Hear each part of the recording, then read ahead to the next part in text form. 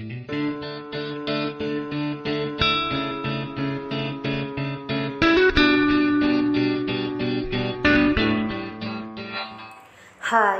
எல்லோரும் எப்படி இருக்கீங்க?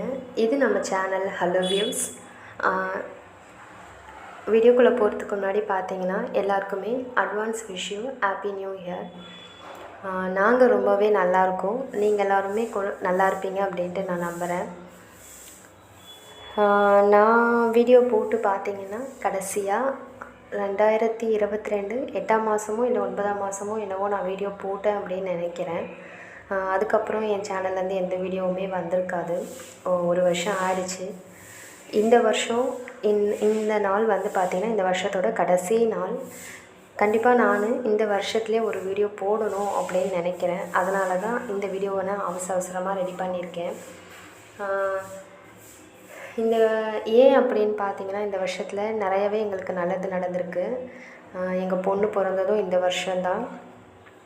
அப்புறம் என்னோடய பழைய வீடியோவில் நான் சொல்லியிருப்பேன், எனக்கு ஒரு ஆசை இருக்குது, ஸோ அதை அச்சீவ் பண்ண போகிறோம் நம்ம. அது சம்மந்தமாக அதுக்காக தான் என்னோடய சேனலில் இதுக்கப்புறம் நான் வீடியோஸ் அந்த மாதிரி தான் நான் போட போகிறேன். என்ன பண்ண போகிறேன் அப்படின்றதெல்லாம் நம்ம வீடியோவில் அப்படியே பார்க்கலாம் அப்படின்ற மாதிரி நான் ஒரு பழைய வீடியோ போட்டிருந்தேன். அதெல்லாம் பார்த்தீங்கன்னா நான் வீடியோ போனது ஸ்டாப் ஆனவுடனே அப்படியே நின்று போச்சு. அது சம்மந்தமாக அதுக்கப்புறம் எந்த அப்டேட்டுமே என்னோடய சேனலில் இருந்திருக்காது. அதை நான் அச்சீவ் பண்ணது கூட இந்த வருஷம்தான். என்ன அப்புறம் அதை அச்சீவ் பண்ணுறதுக்காக பார்த்திங்கன்னா கடன் கொஞ்சம் ஆயிடுச்சு. அந்த கடனையும் நாங்கள் இந்த வருஷத்துலேயே அடைச்சிட்டோம். அந்த மாதிரி நிறையாவும் இந்த வருஷத்துலேயே எங்களுக்கு நல்லது நடந்திருக்கு. அதனால தான் இந்த வருஷம் கடைசியிலேயே நான் வீடியோ போடணும், கண்டிப்பாக ஒரு வீடியோவாவது போடணும் நம்ம அப்படின்னு சொல்லி அவசரமாக இந்த வீடியோவை நான் ரெடி பண்ணி போட்டிருக்கேன். இந்த வீடியோ வந்து ஜனவரி மந்த்து என்னோடய வீட்டு செலவை நான் எப்படி பார்த்து பிரித்து எடுத்து வச்சுருக்கேன் அப்படின்றத தான் இந்த வீடியோவில் நான் சொல்ல போகிறேன்.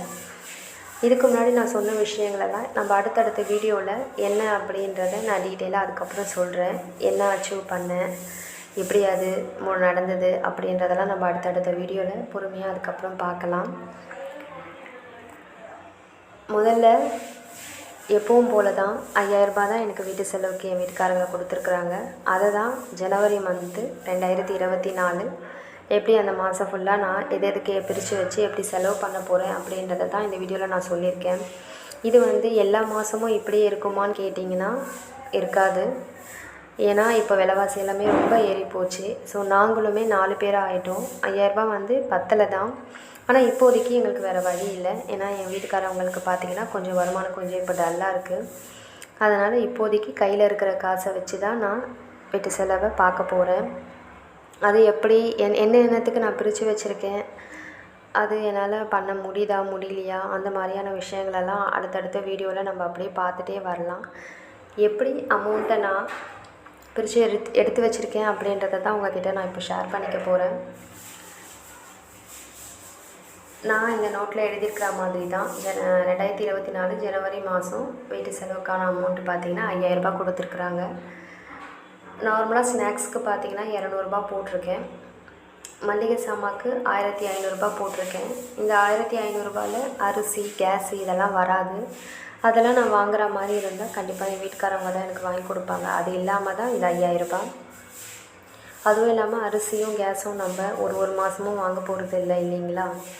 அது அரிசி ஒரு மாதம் வாங்கினா ஒரு 2 மாதம் 2.5 மாதம் வரும். கேஸும் ஒரு வாட்டி வாங்கிட்டா 2 மாதத்துக்கு வரும். ஸோ அது எப்போல்லாம் வாங்குகிற மாதிரி வருதோ அப்போல்லாம் என் வீட்டுக்காரவங்க தான் வாங்கி கொடுப்பாங்க. அடுத்து நான்வெஜ்ஜுக்கு 1200 ரூபாய் போட்டிருக்கேன். பழத்துக்கு 200 ரூபாய் போட்டிருக்கேன். பால் பார்த்திங்கன்னா இப்போதைக்கு எங்களுக்கு அவசியம் இல்லை, பால் வாங்க வேண்டிய தேவையில்லை. ஏன்னா எங்கள் வீட்டில் நாங்கள் டீ காஃபி குடிக்க மாட்டோம். பாலும் இப்போதைக்கு அதிகமாக குடிக்கிறதில்ல. அப்படி ஒரு வேளை தேவை அப்படின்னா பக்கத்தில் கடையில் ஒரு பேக்கெட் மட்டும் வாங்கிக்கிறது.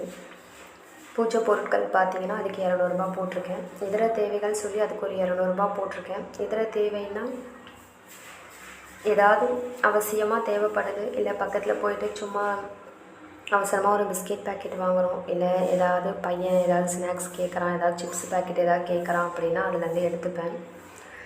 அப்புறம் இந்த 5000 ரூபாயிலே தான் நான் சேமிப்புன்னு சொல்லியும் 500 ரூபாய் போட்டிருக்கேன். இதை நான் கடைசியாக போட்டிருக்கேன். ஆனால் ஃபஸ்ட்டு பார்த்திங்கன்னா நான் எடுத்து வைக்கிறது இந்த 500 ரூபாவை எடுத்து வச்சுருவேன். வச்சுட்டு 4500 தான் மற்ற எல்லாமே வரா மாதிரி பார்த்துப்பேன். பத்தாத பட்சத்தில் அந்த சேமிப்புன்னு எடுத்து வச்ச காசுலேருந்து நான் எடுத்துப்பேன். இதுக்கு முன்னாடி இந்த மாதிரி நான் வீடியோ போட்டிருக்கேன். போட்டதில் பார்த்தீங்கன்னா என்கிட்ட ஒரு 2 பேர் வந்து கமெண்ட்ஸில் நீங்கள் எமர்ஜென்சி கேஷுன்னு சொல்லி ஒன்று சொல்லவே இல்லை, அப்படி ஒரு அமௌண்ட்டே நீங்கள் எடுத்து வைக்கல, எப்படி எடுத்து வைக்க மாட்டிங்களா அப்படின்னு கேட்டிருந்தாங்க. 5000 ரூபாயில் கண்டிப்பாக எமர்ஜென்சி கேஷ் எடுத்து வைக்க முடியாது. அப்படி ஒரு வேளை எமர்ஜென்சினா என் வீட்டுக்காரவங்க தான் பார்த்தீங்கன்னா காசு கொடுப்பாங்க. ஏன்னா உங்களுக்கே நல்லா தெரியும் 5000 ரூபாயில் இப்போது எல்லோரும் எப்படி இப்போ சொல்லுவாங்கன்னா மொத்தமாக ஒரு அமௌண்ட்டும் எடுத்துப்பாங்க, அதில் தனித்தனியாக பிரித்து வைப்பாங்க.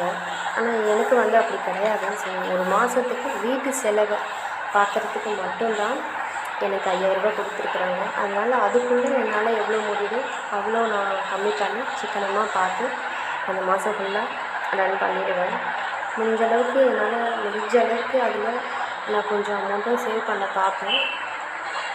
அதெல்லாம் எப்படி என்ன ஏது அப்படின்னு சொல்லிட்டு நம்ம டீட்டெயிலாக வீடியோவில் பார்க்கலாம். அடுத்தடுத்து வரப்போகிற வீடியோவில் நான் அப்படியே சொல்கிறேன், பாருங்கள்.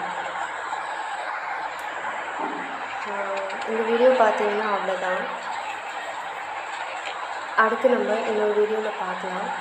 அடுத்த வீடியோவில் இந்த வருஷம் நான் என்ன ஆசைப்பட்டு வாங்கினேன், அச்சீவ் பண்ணேன் அப்படின்றதையும் நான் உங்கள்கிட்ட வீடியோவில் காட்டி ஷேர் பண்ணிக்கிறேன். எப்படி அப்படின்றதையும் அடுத்தடுத்த வீடியோவில் நம்ம பொறுமையாக பார்க்கலாம். வீடியோவை முடிக்கிறதுக்கு முன்னாடி பார்த்தீங்கன்னா எல்லாரோட லைஃப்லேயும் கண்டிப்பாக ஒரு சேமிப்பு இருக்கணும். ஸோ புது வருஷம் தொடங்க போகுது. இது வரைக்கும் நம்ம சேர்த்து வைக்கல அப்படின்னாலும் வரப்போகிற வருஷத்தில் நம்ம சேர்த்து வைக்க கண்டிப்பாக முயற்சி பண்ணணும்.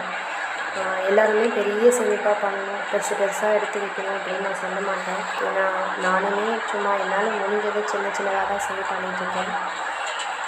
சேமிப்புன்னு வந்து நம்ம பெருசாக சேர்த்தாலும் அது பெரிய சேமிப்புன்னு தான் சொல்லுவாங்க, சின்னதாக எடுத்து வச்சாலும் அது பெரிய சேமிப்புன்னு தான் சொல்லுவாங்க. ஸோ எல்லோரும் முடிஞ்ச அளவுக்கு நமக்காகவும் இல்லை நம்ம குழந்தைகளுக்காகவும் கண்டிப்பாக நம்ம லைஃப்பில் சேமிப்பை கண்டிப்பாக வளர்த்துக்கணும். வீடியோ முடிக்கிறதுக்கு முன்னாடி திரும்பவும் எல்லாருக்குமே அட்வான்ஸ் விஷயம் அப்படின்னு எல்லாரோட கனவும் இந்த வருஷம் கண்டிப்பாக நிஜமாகணும். என் கடவுளை வேண்டிக்கிறேன். தேங்க்ஸ்.